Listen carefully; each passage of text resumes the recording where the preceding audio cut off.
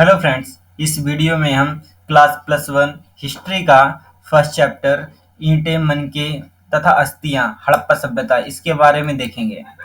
तो हड़प्पाई मोहर चित्र 1.1 ये चित्र पॉइंट 1.1 देख रहे हैं। यहाँ पे हड़प्पाई मोहर ये दिख रही है आपको। संभवतः हड़प्पा अथवा सिंधु घाटी सभ्यता की सबसे विशिष्ट पुरावस्तु है। सेलखड़ी नामक पत्थर पर बनाई गई इन मोहरों पर सामान्य रूप से जानवरों के चित्र तथा एक लिपि के चिन्ह उत्कृष्ट हैं, जिन्हें अभी तक पढ़ा नहीं जा सका है। फिर भी हमें इस क्षेत्र में उस समय बसे लोगों के जीवन के विषय में उनके द्वारा पीछे छोड़ी गई पुरावस्तुओं जैसे अनेक आवासों, मृदभांडों, आभूषणों, औजारों तथा मोहरों, दूसरे शब्दों में पुरातात्विक साक्ष्यों के माध्यम से बहुत जानकारी मिलती है। अब हम देखेंगे कि हम हड़प्पा सभ्यता के विषय में क्या और कैसे जानते हैं। हम यह अन्वेषण करेंगे कि पुरातात्विक साक्ष्यों का व्याख्यान कैसे की जाती है और इन व्याख्याओं में कैसे कभी-कभी बदलाव आ जाता है। निश्चित रूप से इस सभ्यता के कई पहलू आज भी हमारी जानकारी से परे हैं और हो सकता है हमेशा ही रहें।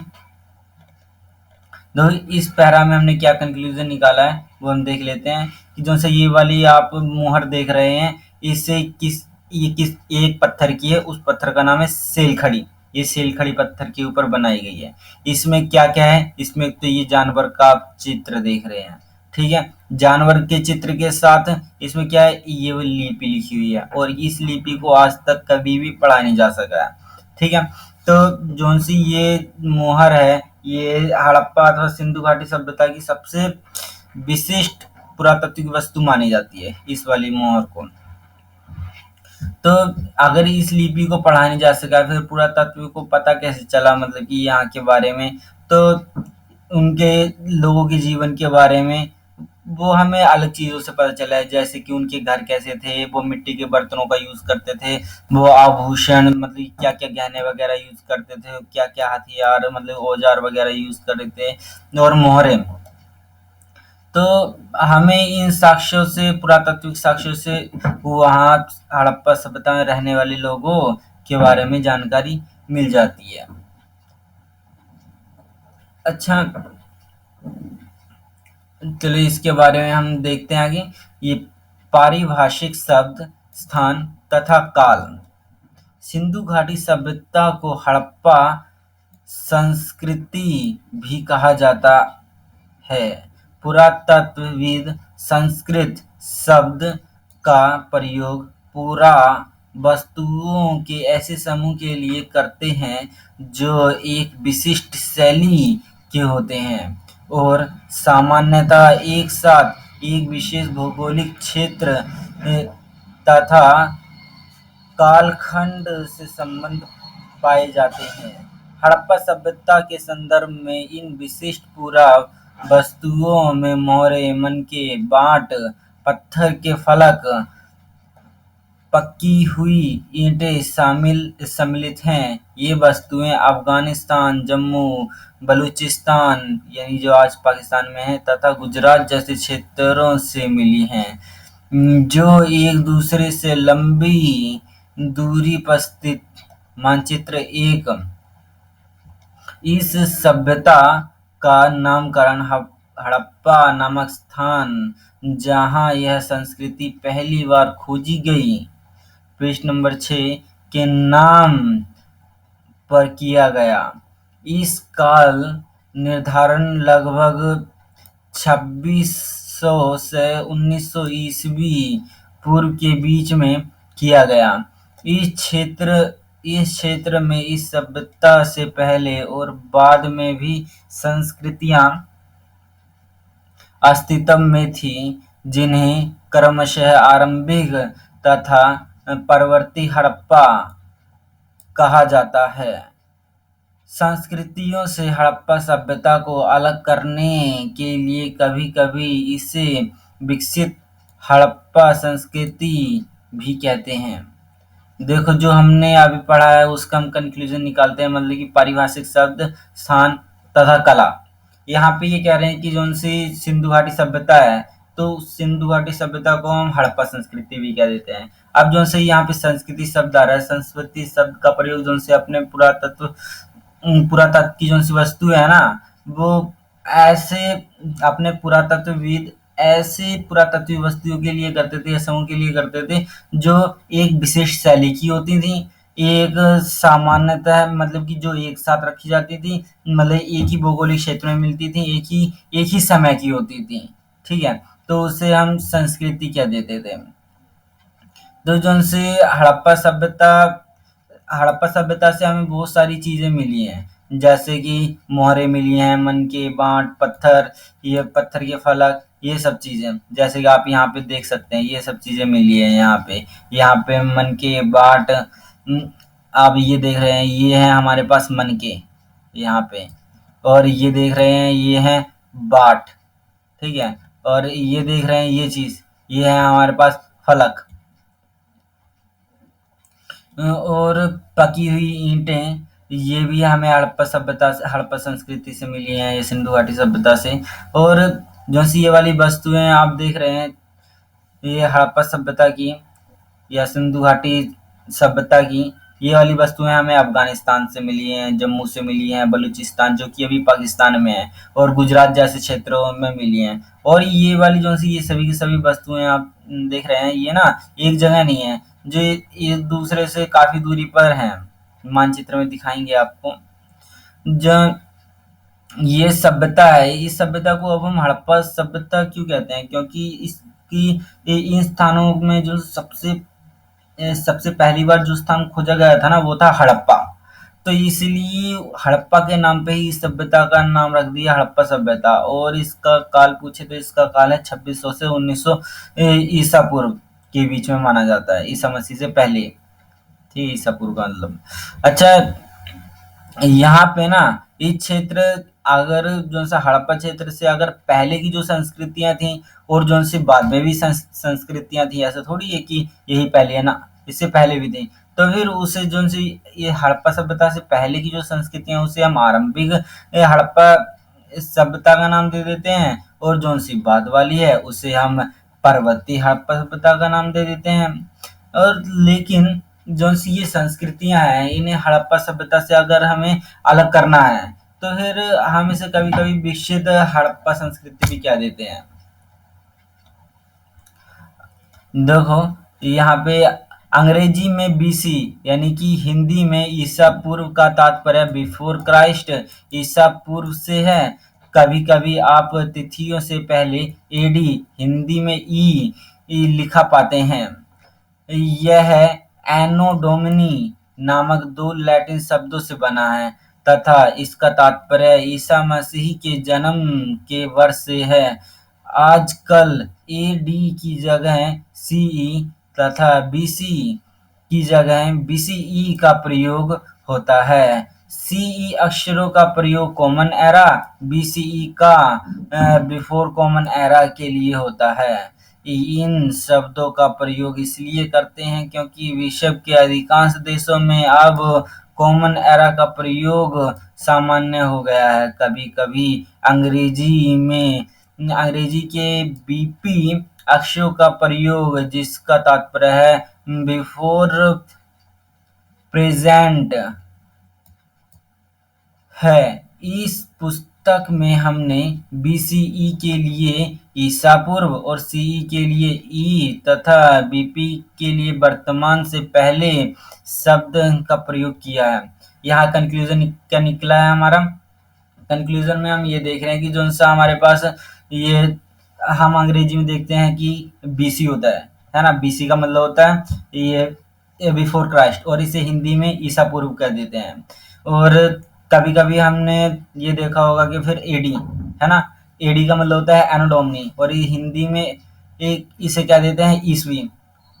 और जौन से ये है एनो डोमिनी एक लैटिन शब्द है। तो जौन सा एनो डोमिनी का मतलब होता है ईसा मसीह के जन्म के वर्ष से, ईसा मसीह के जन्म के वर्ष से, ठीक है। और जौन सा एडी है, तो एडी को आजकल हम ये सी लिख देते हैं। और जौन सा अपना बीसी है, बीसी की जगह हम बीसी ई लिख देते हैं। तो अब जो सा सी है, सी का मतलब होता है कॉमन एरा और बीसी का मतलब होता है बिफोर कॉमन एरा। तो जोन से अब पूरी दुनिया में ना ज़्यादातर लोग हैं, यानी अधिकांश देश हैं, वो कॉमन एरा का अक्सर प्रयोग करते हैं। और जो सा आजकल ना अंग्रेजी में बीपी का भी यूज़ किया जाता है। बीपी का मतलब होता है बिफोर प्रेजेंट, ठीक है। और जैसा आप ये मानचित्र देख रहे हैं, हमारे पास मानचित्र पहला है। यहाँ पे कुछ महत्वपूर्ण विकसित हिंदू वो हड़प्पा पुरास्थल रेखा चित्र, ये पैमाना नहीं दिया गया है इसका। ये देखो, ये है अपना ये सुतका डोर, ये सुतका डोर है। ये है अपना नागेश्वर, गुजरात में है। रंगपुर, ये भी गुजरात में है। ये है लोथल, ये माही नदी बह रही है। ये नर्मदा है। ये यहाँ पे सरस्वती नदी बह रही है।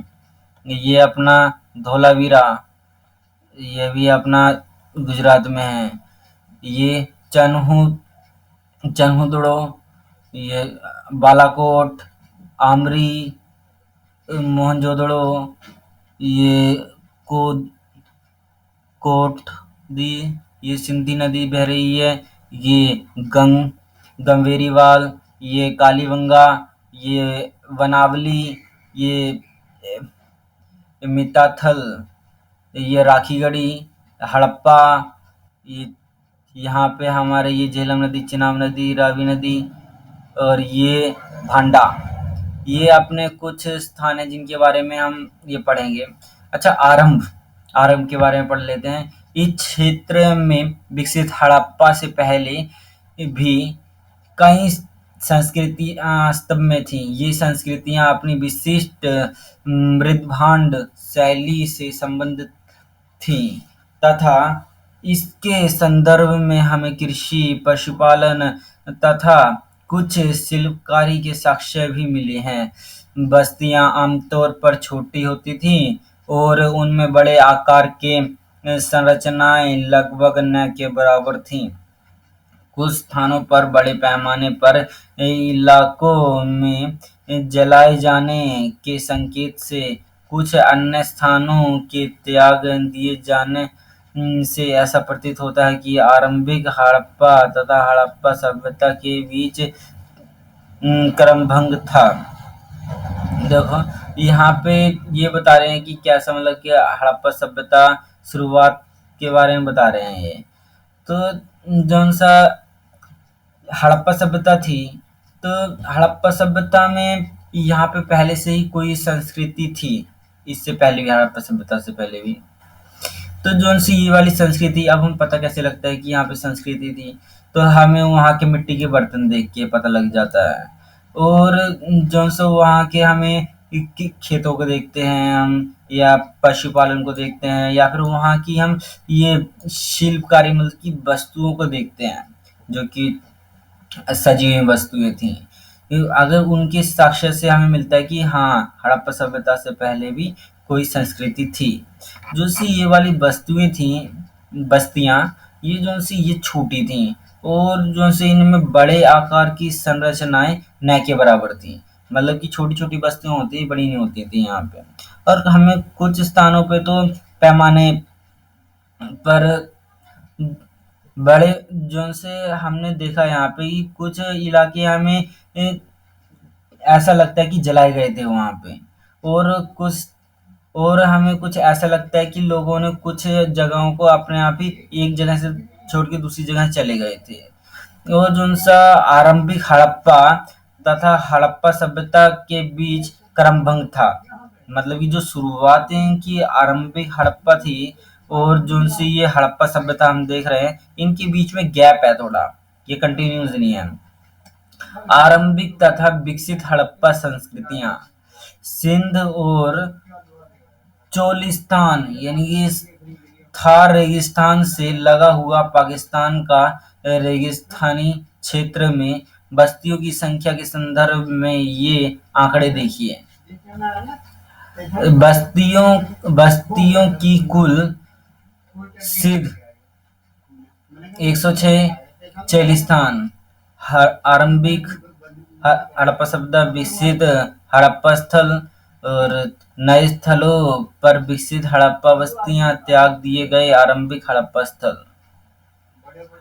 तो यहाँ पे आप देख सकते हैं आरंभिक तथा विकसित हड़प्पा संस्कृतियां जो सा अपना सिंध का और ये चेलिस्तान कहते हैं जो सा अपना थार रेगिस्तान है ना, थार रेगिस्तान से लगा हुआ पाकिस्तान का क्षेत्र, तो उसे हम चेलिस्तान कह देते हैं।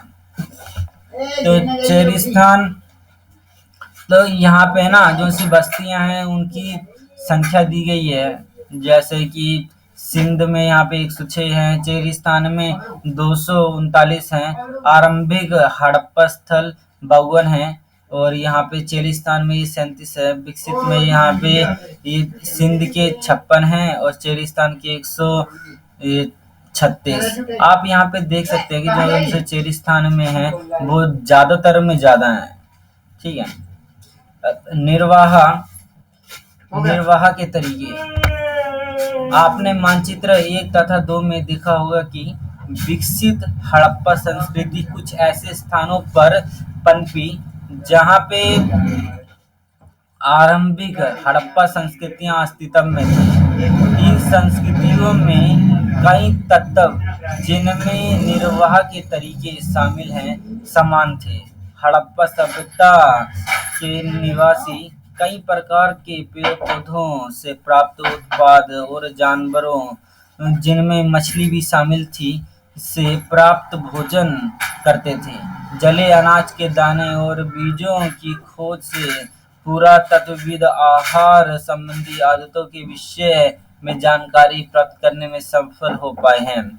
इसका अध्ययन पूरा वनस्पतिज्ञ करते हैं जो प्राचीन वनस्पति का अध्ययन के विशेषज्ञ होते हैं। हड़प्पा स्थलों से मिले अनाज के दानों में गेहूं, जौ, दाल, सफेद चना तथा तिल शामिल हैं।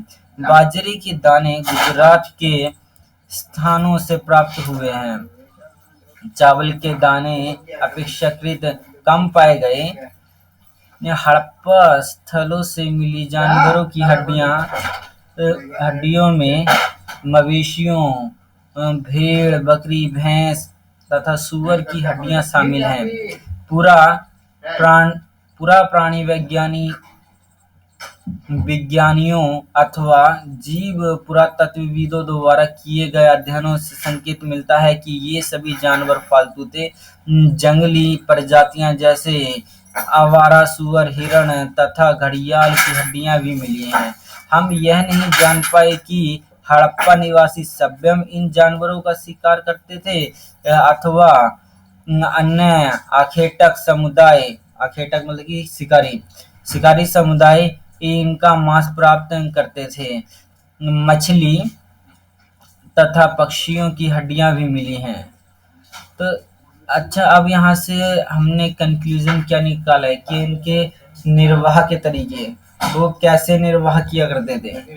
देखो, जौन सा आप ये देख रहे हैं यहाँ पे, जौन से आरंभिक संस्कृति जौन से ये वाले चित्र में आपको दिखा रहे हैं कि जौन से आरंभ में हड़प्पाई संस्कृति का क्षेत्र है ये वाला। तो और यहाँ पे देखो, ये है आमरेनाल, ये है दवसादात, ये है कोटदीजी और ये है सिसिवल। तो यहाँ पे जो सा ये आप देख रहे हैं जो सा आरंभिक स्थान है, ये अपने आज के जो से ये प्रारंभिक वाले और जो से आज पे जो से हड़प्पा स्थान है ये बाद में जो सी आई तो उसके साथ मिलते जुलते हैं, उसी जैसे लग रहे हैं हमें।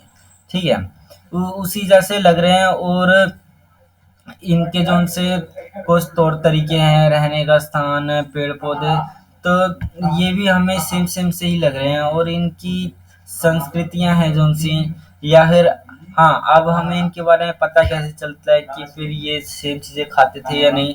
तो हमने देखा कि जो से पेड़ पौधों से प्राप्त होने वाले उत्पाद है, जानवर जैसे कि मछलियां वगैरह होगी जिन्हें ये खाते होंगे, या फिर जो उनसे जले हुए अनाज के दाने मिले हैं हमें, या जो बीजों की खोज, पुरातत्वविदों ने जब बीजों की खोज की है, तो उनके आहार पे हम बता सकते हैं कि ये क्या क्या चीजें खाते थे।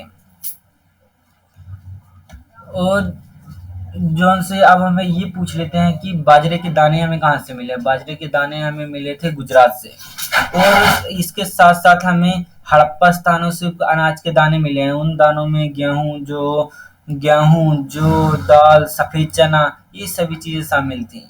जो से चावल के दाने हमें मिले तो हैं, लेकिन वो कम मिले हैं, बहुत ज्यादा।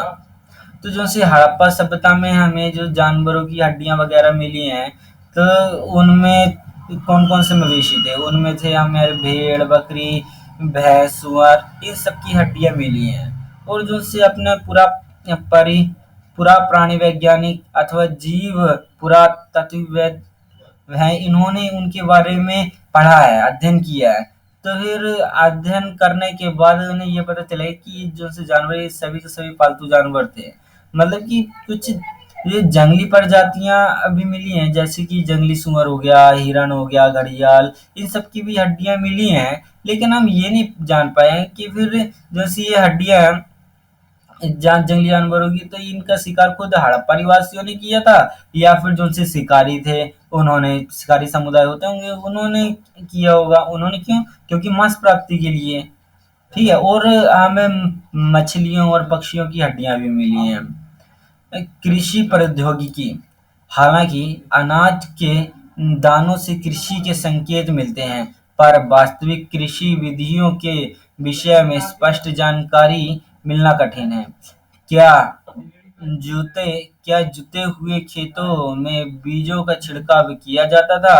मोहरों पर किए गए लेखन तथा मृण मूर्तियों यह इंगित करती हैं कि विश्व विषय के विषय में जानकारी थी, और इस आधार पर पुरातत्वविद यह मानते हैं कि खेत जोतने के लिए बैलों का प्रयोग होता था।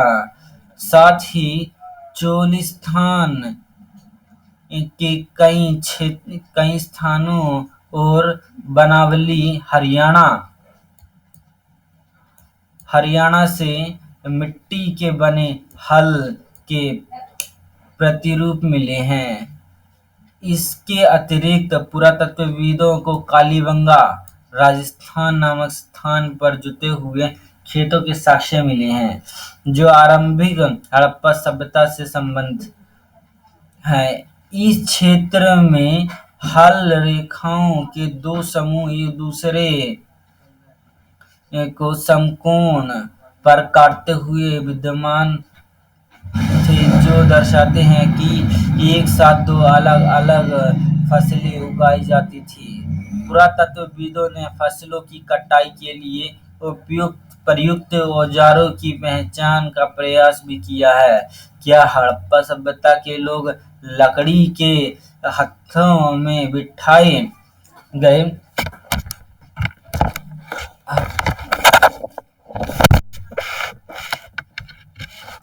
क्या पुरातत्वविदों ने फसलों की कटाई के लिए प्रयुक्त औजारों को पहचानने का प्रयास भी किया है? क्या हड़प्पा सभ्यता के लोग लकड़ी के हथों में बिठाए गए पत्थरों के फलकों का प्रयोग करते थे, या फिर वे धातु के औजार का प्रयोग करते थे? अधिकांश हड़प्पा स्थलों अर्ध शुष्क क्षेत्रों में स्थित, जहां संभवतः कृषि की सिंचाई की आवश्यकता पड़ती होगी। अफगानिस्तान में शोर्तुघई नामक हड़प्पा स्थान से नहरों के कुछ अवशेष मिले, परंतु पंजाब और सिंध में नहीं। ऐसा संभव है कि प्राचीन नहरें बहुत पहले ही गाद से भर गई थीं। ऐसा भी हो सकता है कि कुओं से प्राप्त पानी का प्रयोग प्रयोग सिंचाई के लिए किया जाता हो। इसके अतिरिक्त धोलावीरा गुजरात में मिले जलाशयों का प्रयोग संभवतः कृषि के लिए जल संचय हेतु किया जाता था।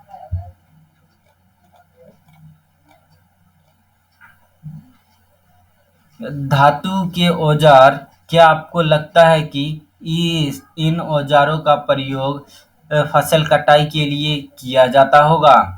धोलावीरा से मिला जलाशय, इसके राजगिरी कार्य पर ध्यान कीजिए। पूरा वस्तुओं की पहचान कैसे की जाती है? भोजन तैयार भोजन तैयार करने की प्रक्रिया में अनाज पीसने के यंत्र तथा उन्हें आपस में मिलाने, मिश्रण करने तथा पकाने के लिए बर्तनों की आवश्यकता थी। इन सभी को पत्थर, धातु तथा मिट्टी से बनाया जाता था। यहाँ एक महत्वपूर्ण हड़प्पा स्थल मोहनजोदड़ो में हुए उत्खननों पर सबसे आरंभिक रिपोर्ट में से एक से कुछ उदाहरण दिए जा रहे हैं। ये अवतल चक्कियाँ बड़ी संख्या में मिली हैं और ऐसा प्रतीत होता है कि ये अनाज पीसने के लिए प्रयुक्त ये एकमात्र साधन थी। साधारणतः ये चक्कियाँ स्थूलतः कठोर, कंकीले, अग्निज तथा अथवा बलुआ पत्थर से निर्मित थीं। आमतौर पर इनमें अत्यधिक आमतौर पर इनसे अत्यधिक प्रयोग के संकेत मिलते हैं।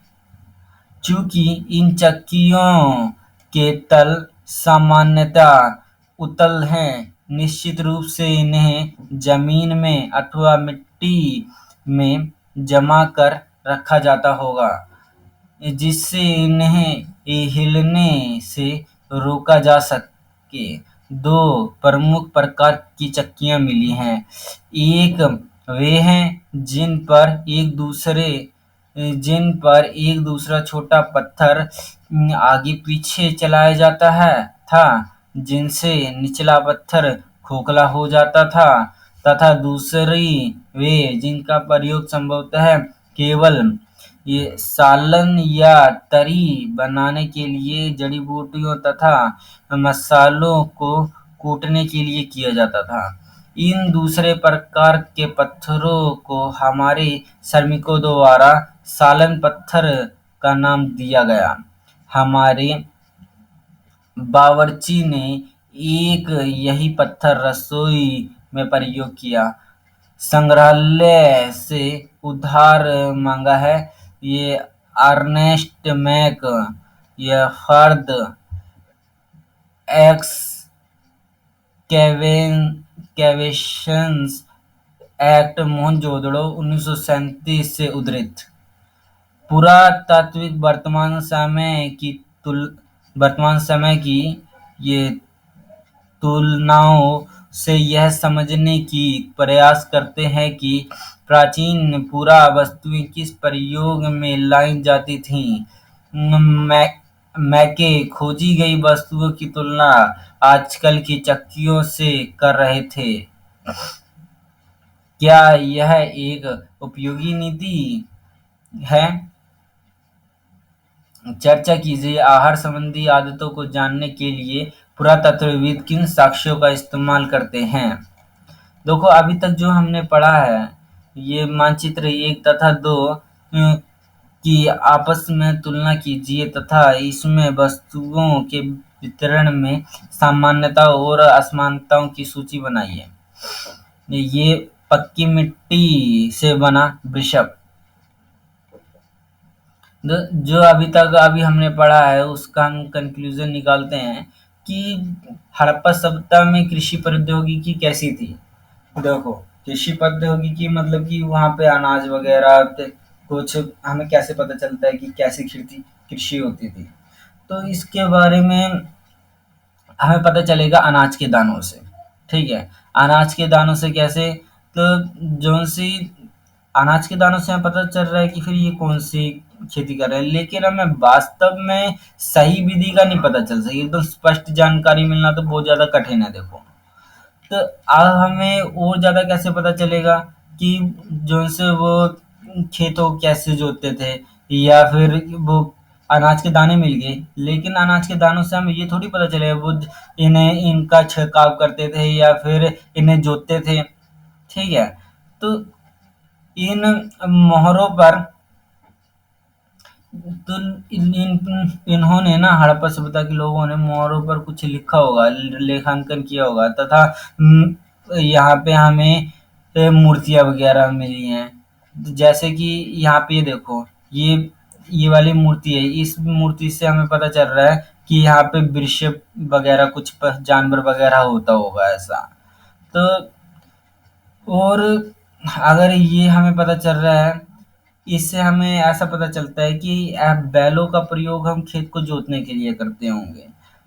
और जौन से ज़्यादातर इलाके हैं, जैसे कि चोलिस्तान, चोलिस्तान मतलब कि थार रेगिस्तान से जुड़ा हुआ है इलाका, उसे हम चोलिस्तान कह देते हैं। तो वहाँ पे कई सारे स्थान हैं, जैसे कि बनावली अपना हरियाणा। सबसे इम्पोर्टेंट क्वेश्चन पूछता है कि हड़प्पा सभ्यता में बनावली स्थान ये कहाँ पे है, आजकल ये अपना हरियाणा के अंदर है। तो जो सा बनावली से हमें ये मिट्टी से बने हुए हल मिले हैं, हल के प्रतिरूप कह लो मिले हैं। और जो सा अपना राजस्थान के अंदर कालीबंगा है, ये पूछ लेते हैं कि ये कालीबंगन ये कहाँ पे है, ये अपना राजस्थान के अंदर है। तो यहाँ से हमें जुते हुए खेतों के साक्ष्य मिले हैं। तो मैं आपको दिखा देता हूँ चित्र एक में। ये देखिए, यहाँ पे ये तो है अपना राजस्थान में कालीबंगन, और ये अपना हरियाणा के अंदर बनावली, बनावली है। ठीक है,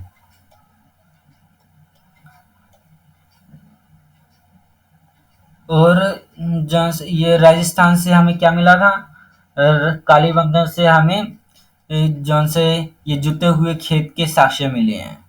ठीक है, और हल कहाँ पे मिला था, बनवाली में। ये मिट्टी का हल मिला था यहाँ पे।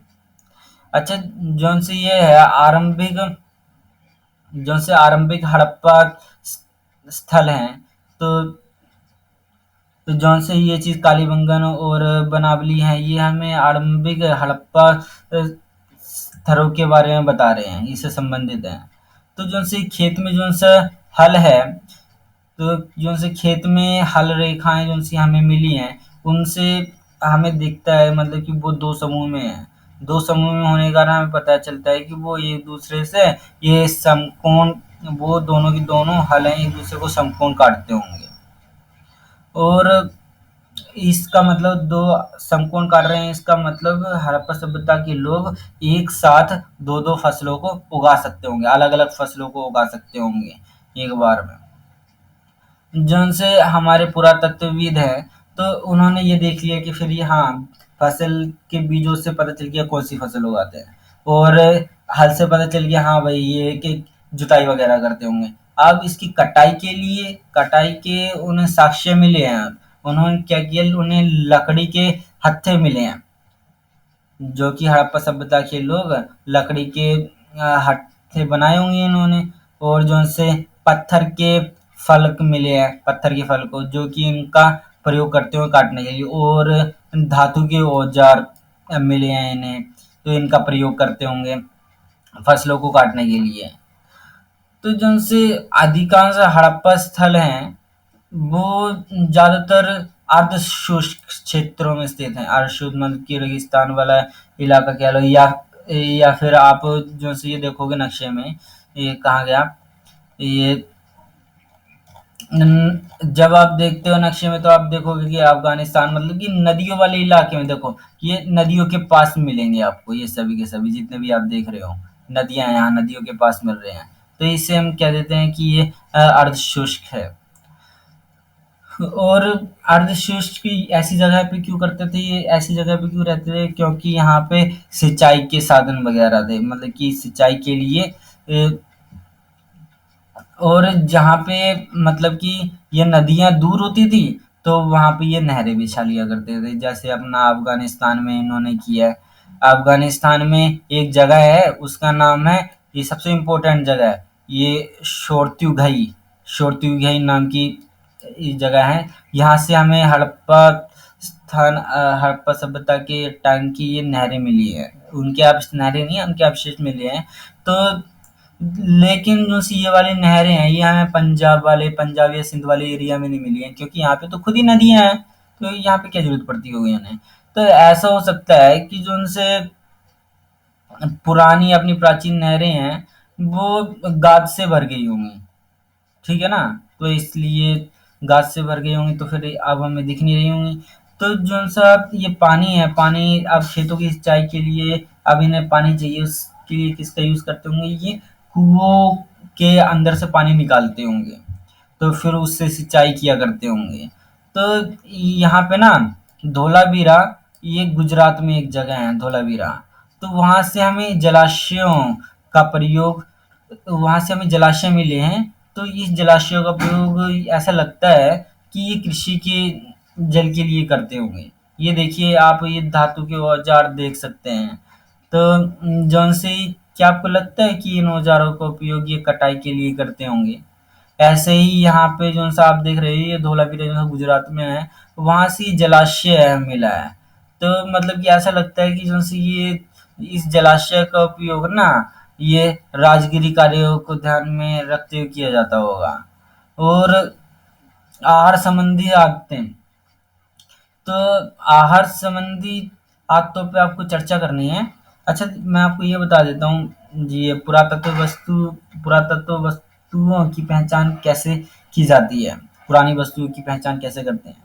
तो जिनसे इनकी पहचान, अगर हमें ये देखना है कि ये कौन-कौन से अनाज वगैरह मतलब कि भोजन बनाते या थे या नहीं, तो फिर वो पता करने के लिए सबसे पहले तो भोजन को वो तैयार करते होंगे। भोजन तैयार करने के लिए उन्हें अनाज को पीसना पड़ता होगा। तो उनके यंत्रों से हम पता कर सकते हैं कि हाँ भई, किस प्रकार का अनाज होता होगा, ठीक है? और उन्हें देखो पीसने के लिए क्या करना है, उस यंत्र को आपस में मिलाना पड़ता होगा, ठीक है? तो मिलाने के लिए मिश्रण करके फिर अब मिला दिया। सबसे पहले अनाज को पीसेंगे, फिर अनाज को जो है पिसे हुए अनाज को आपस में मिलाएँगे, और आपस में अगर अनाज मिल गया, फिर इसे पकाने के लिए अब बर्तन चाहिए। तो इन सब चीज़ों से, इन सब यंत्रों को देख के हमें पता चल जाता है कि वहाँ पे कैसा भोजन कैसे तैयार होता था उस टाइम पे। और हमें वहाँ पे ए, काफ़ी पत्थर, धातुएँ, मिट्टी से बने हुए मतलब की चीज़ें मिली हैं। मतलब कि जो सी ये अपने यंत्र हैं भोजन बनाने के लिए, ये पत्थरों से बनाए जाते थे, या धातु से बनाए जाते थे, या फिर मिट्टी से बनाए जाते होंगे ये सभी चीज़ें। तो जो हड़प्पा सभ्यता का सबसे महत्वपूर्ण स्थल है, जगह है, उसे कहते हैं मोहनजोदड़ो।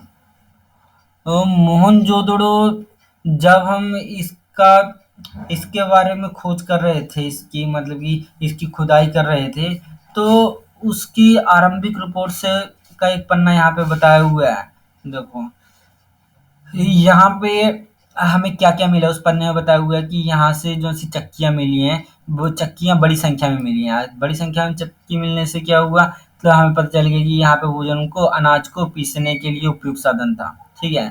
तो ये एकमात्र ऐसा साधन था जो पीसने के लिए उपयोग करते थे। अब चक्कियाँ कैसी थीं? ये चक्कियाँ कठोर थीं, या कंकरीले, अग्निज और बलुआ पत्थर की बनी हुई होती थीं।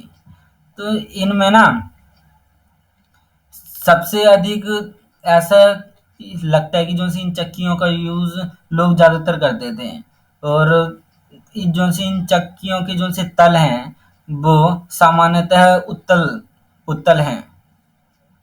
मतलब कि अगर उत्तल तल हैं, तो फिर इन्हें ऐसा लगता है कि इन्हें ज़मीन में या फिर मिट्टी में जमा के रखा जाता था, ताकि ये हिले ना, मतलब कि इन्हें हिलने से रोका जा सके।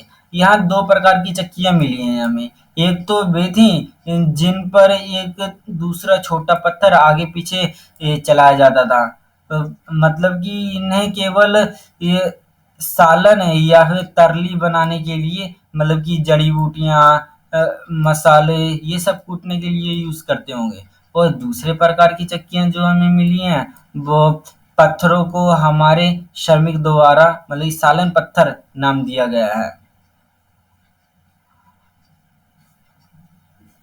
दूसरों इन दूसरे प्रकार के पत्थरों को हमारे श्रमिकों द्वारा सालन पत्थर का नाम दिया गया है।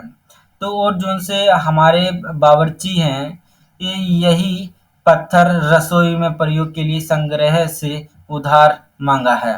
ये देखो, हमारे बावर्ची हैं जो से इसी को घिसते हैं, आवर चक्की,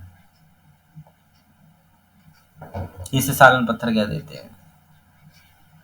तो पता है क्या, जौन सी ये वाली चीजें हैं, ये हमें जो से पुरानी चक्कियाँ वगैरह मिली है, तो हमारे पुरातत्वविद क्या करते हैं, जो आज के टाइम पे जो चीजें यूज कर रहे हैं ना, तो उससे मिलाते हैं कि फिर हाँ भाई, कि ये जो सी चीजें आजकल हैं, तो आजकल हम चक्कियों का यूज करते हैं, पुराने टाइम पे भी चक्कियों का यूज करते होंगे।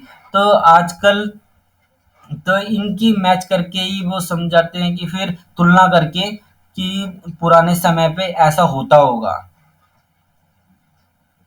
अब हम पढ़ते हैं मोहनजोदड़ो के बारे में। मोहनजोदड़ो एक नियोजित शहर केंद्र, हड़प्पा संभवतः हड़प्पा सभ्यता का सबसे अनूठा पहलू शहरी केंद्र का विकास था। आइए ऐसे ही एक केंद्र मोहनजोदड़ो को और सूक्ष्मता से देखें। हालांकि मोहनजोदड़ो सबसे प्रसिद्ध पुरास्थल है, सबसे पहले खोजा गया हड़प्पा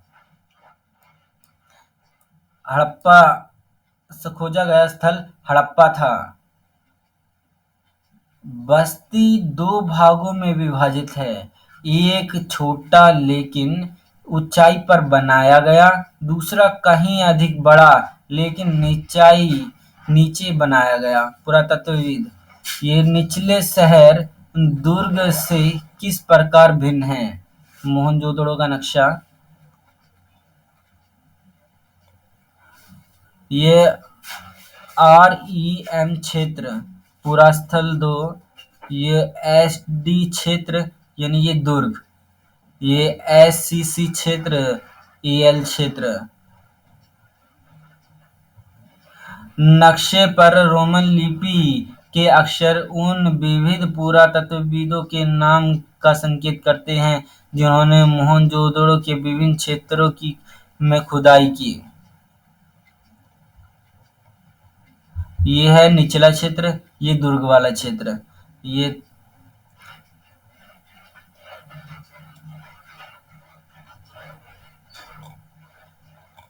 आप हड़प्पा दुर्ग के बारे में हम देखते हैं। यहाँ पे हड़प्पा की दुर्दशा। हालांकि हड़प्पा सबसे पहले खोजा गया स्थल था, इसे ईंट चुराने वालों ने बुरी तरह से नष्ट कर दिया था। 1875 में ही भारतीय पुरातत्वविद सर्वेक्षण के पहले जर्नल अलेक्जेंडर कनिंघम, जिन्हें सामान्यतः भारतीय पुरातत्व का जनक कहा जाता है, ने लिखा है कि प्राचीन स्थल से ले जाई गई ईंटों की मात्रा लगभग 100 मील लंबी लाहौर तक मुल्तान के बीच की रेल पटरी के लिए ईंटें बिछाने के लिए पर्याप्त थी।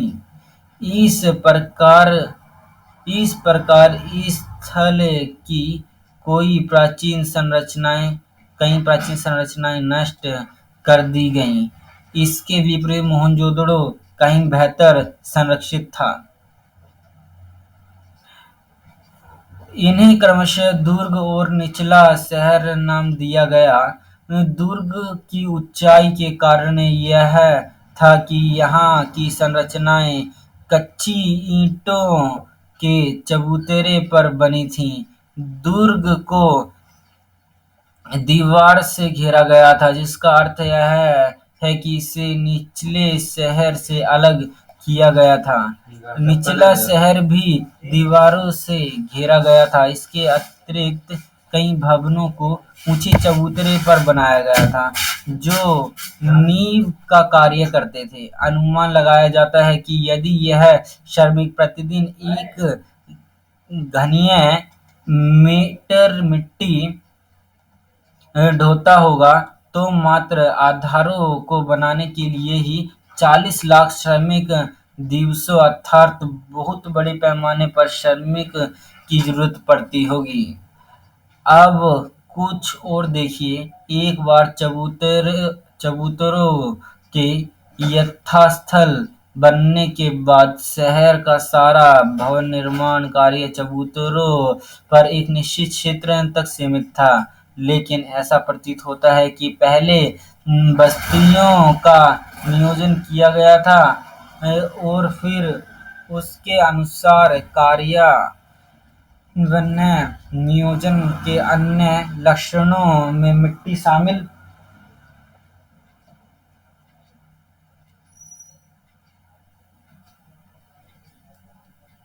एक निश्चित क्षेत्र तक सीमित था। इसीलिए ऐसा प्रतीत होता है कि पहले बस्तियों का नियोजन किया गया था और फिर उसके अनुसार कार्यान्वयन नियोजन के अन्य लक्षण में ईंटें शामिल हैं, जो भले ही धूप में सुखाकर अथवा भट्टी में पकाकर बनाई गई हों, एक निश्चित अनुपात में होती हैं, जहाँ लंबाई और चौड़ाई ऊंचाई की क्रमशः 4 गुनी और दोगुनी थी। इस प्रकार की ईंटें सभी हड़प्पा बस्तियों का प्रयोग में लाई गई थीं। देखो, यहाँ से अब हम कंक्लूजन क्या निकालते हैं उसके बारे में देखते हैं। मोहनजोदड़ो के बारे में देख रहे हैं हम। एक मोहनजोदड़ो है, एक शहरी केंद्र माना जाता था, जौन सा हम कहते हैं कि जौन सा हड़प्पा सभ्यता का सबसे अनूठा पहलू शहर का केंद्र था, वो हमारा ये मोहनजोदड़ो था। तो मोहनजोदड़ो को आप अगर हम बारीकी से देखें तो ऐसा माना जाता है कि मोहनजोदड़ो हड़प्पा सभ्यता का सबसे प्रसिद्ध पुरास्थल था। ये ऐसा माना जाता है कि फिर सबसे पहले जो सा खोजा गया स्थान है वो तो हड़प्पा था, लेकिन वो सबसे प्रसिद्ध था वो मोहनजोदड़ो था। तो ये जो सा ये है मोहनजोदड़ो है, इसे हमने दो भागों में विभाजित किया है। मतलब कि मोहनजोदड़ो में दो बस्तियां थीं। एक एक छोटा लेकिन ऊंचाई पर बनाया गया और दूसरा अधिक बड़ा लेकिन निचाई पर बनाया गया। ये देखो, जो सा ये जो बड़ा वाला है, जो सा ये छोटा है, जो सा ऊंचाई पे बनाया गया है, इसे हम दुर्ग क्या देते हैं। तो ये जो सा ये है नीचा, ये नीचा है लेकिन ये बड़ा वाला है, ठीक है। तो इसे आप देख सकते हैं, इनके बीच की दूरी काफ़ी है, काफ़ी दूर-दूर बनाया गया है और इन्हें चारदीवारी से भी मतलब कि चारदीवारी है इसके चारों तरफ और ये चबूतरे के ऊपर बनाया गया है इसे। तो जहाँ आप देखते हैं कि जौन सा अपना ऊंचाई वाला क्षेत्र था उसे हम दुर्ग क्या देते हैं और जौन सा निचाई वाला था उसे हम निचला शहर क्या देते हैं। जौन से दुर्ग की ऊंचाई के कारण जौन सा वहाँ की जो संरचनाएं जो सी वो कच्ची ईंटों के चबूतरे से बनी थी। क्योंकि वो ऊंचाई पे था तो इसलिए उन्हें कच्ची ईंटों से बनाया गया था। और जो से दुर्ग के दरवाजे हैं, मतलब जो से दुर्ग की दीवार है, तो उसे चारों तरफ से घेर लिए, दुर्ग को यानी ऊंचाई वाले क्षेत्रों को चारों तरफ से दीवार से घेर लिया गया था। मतलब कि इसे निचली वार से शहर से अलग करने की कोशिश की गई थी। जो सी निचला शहर है उसे भी दीवारों से घेरा गया था। और जो से इसके अतिरिक्त यहाँ पे कई सारे हमें जो से भवन मिले हैं, कई कई सारे भवन मिले हैं, तो उनको चबूतरे के ऊपर बनाया गया था। तो मतलब कि जो सी चबूतरे के ऊपर बनाए गए हैं, जो सी चबूतरा है वो उन भवनों की नींव का काम कर रहा है। मतलब कि इससे यह अनुमान लगाया जाता है कि जो सा एक श्रमिक एक, एक मजदूर है, जो सा श्रमिक है, वो एक दिन घनी या मीटर मिट्टी ढोता होगा, मतलब कि एक दिन बहुत सारी मिट्टी धोता होगा। तो मात्र जैसे हम आधारों को बनाने के लिए, सिर्फ आधार आधार बनाने हैं अगर हमें घर के किसी भवन के, तो उसके लिए 40 लाख श्रम दिवसों, अर्थात बहुत बड़े पैमाने पर श्रम की आवश्यकता पड़ती होगी। अगर इन्हें सिर्फ एक आधार वगैरह चबूतरे का आधार ही बनाना है तो इसके लिए जो से 40 लाख मजदूर दिनों की जरूरत पड़ती होगी, मतलब कि ये 40 लाख मजदूर एक दिन में काम करते होंगे, ऐसा लग रहा है। अब कुछ और देखते हैं हम, जो से ये चबूतरा मैंने आपको बताया है, अगर चबूतरा बन गया एक बार, चबूतरा बनने के बाद जो से अब भवन निर्माण के कार्य शुरू हो जाएंगे। मतलब कि जैसा अपना चबूतरा बनेगा तो चबूतरा ही निश्चित करेगा कि फिर अपना भवन निर्माण का कार्य कैसे चलेगा। मतलब कि जितना भी अपना, जितना बड़ा चबूतरा होगा उतना बड़ा घर, जितना छोटा चबूतरा उतना छोटा घर। तो हम ऐसे कह सकते हैं कि अगर पहले अगर हम बस्ती बना रहे हैं अपनी, ठीक है, तो फिर तो बस्ती पहले बस्ती का नियोजन किया जाता था और फिर उसके अनुसार कार्यबंधन। जो सर नियोजन के अन्य लक्षण कैसे थे, मतलब कि हम कैसे पता करें कि कितनी बड़ी बस्ती बनानी है, तो इसका हमें कैसे पता चलता था इनका, जो सी ईंटें थी ना, उन्हें देख के हम पता कर लेते थे। जो सी ईंटों को अब कैसे सुखाया जाता था, ईंटों को धूप में रख के सुखाया जाता था और भट्टी में उन्हें पकाया जाता था। और पकाने के बाद जो सी ईंटें थी, ईंटों का अनुपात बहुत ज्यादा इम्पोर्टेंट है कि उनकी लंबाई और चौड़ाई पूछ लेते हैं, लंबाई चौड़ाई ऊंचाई सबसे ज्यादा इम्पोर्टेंट।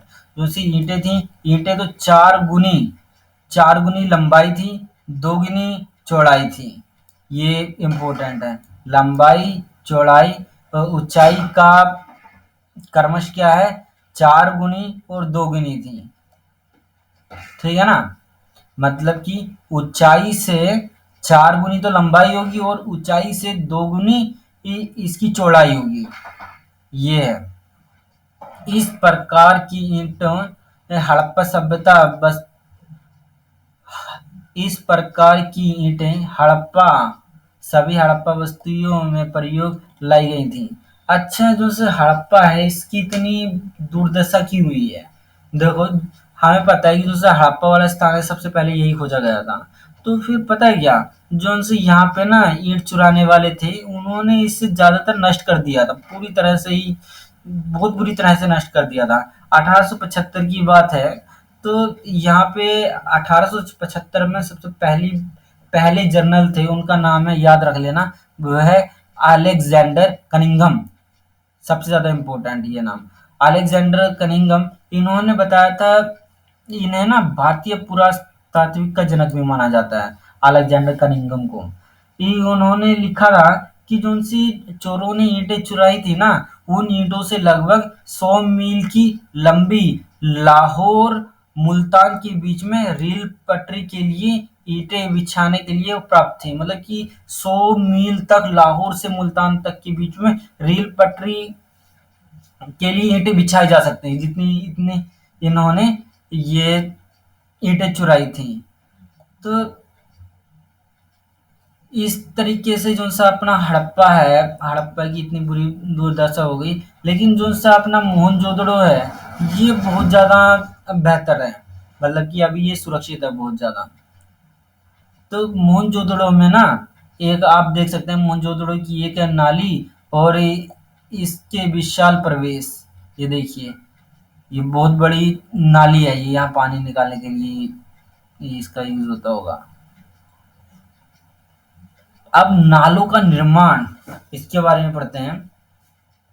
हड़प्पा शहरों की सबसे अनोखी विशेषताओं में से एक ध्यानपूर्वक नियोजित जल निकासी प्रणाली थी। यद्यपि आप निचले शहरों के नक्शे को देखें तो आप यह जानेंगे कि सड़कों तथा गलियों को लगभग एक ग्रिड पद्धति में बनाया गया था।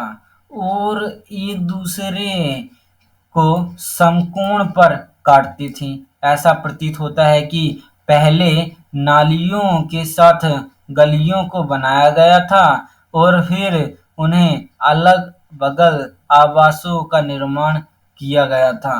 यदि घरों के गंदे पानी को गलियों की नालियों से जोड़ना था, तो प्रत्येक घर की कम से कम एक दीवार का गली से सटा होना आवश्यक था।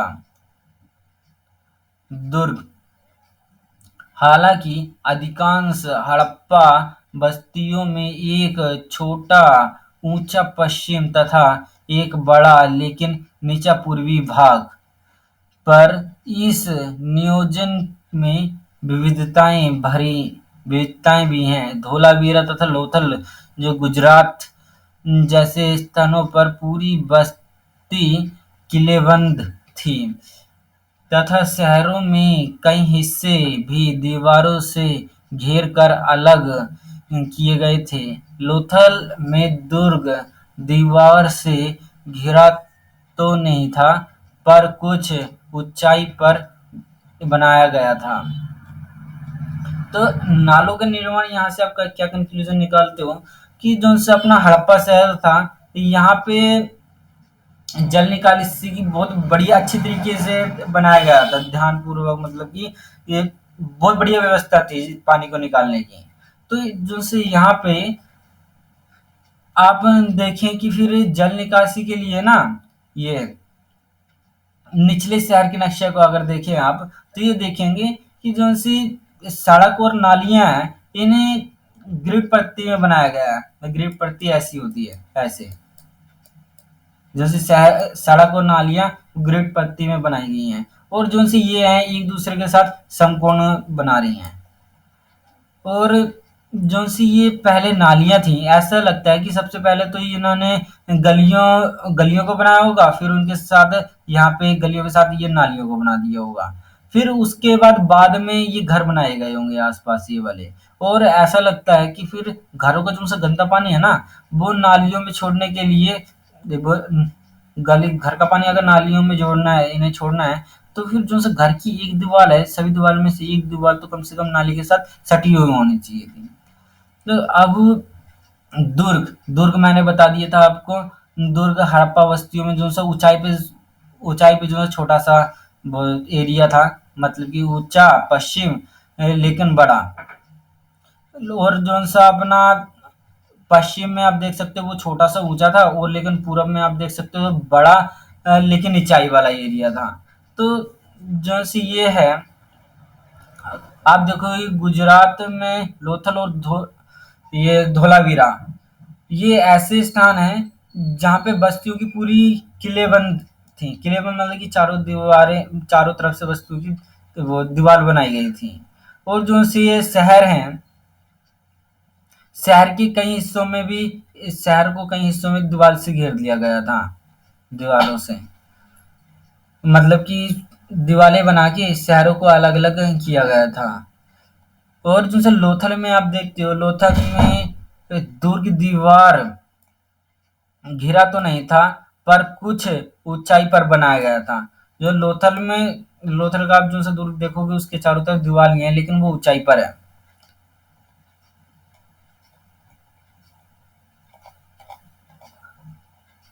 चलो इस वीडियो में इतना ही करते हैं, अगली वीडियो में हम आगे स्टार्ट करेंगे।